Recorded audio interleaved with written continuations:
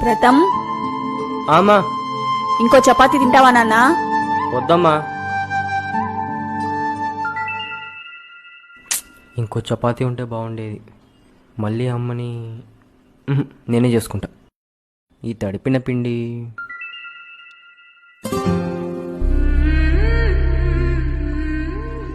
వీడికి సరిపోదేమో. ఇంకో చపాతీ చేసి పెడతా, ఆకలేస్తే తింటాడు.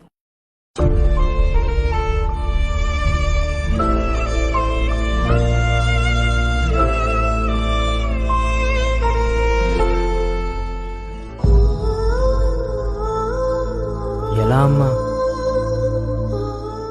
నేను ఒకసారి హక్ చేసుకోవచ్చా అమ్మా?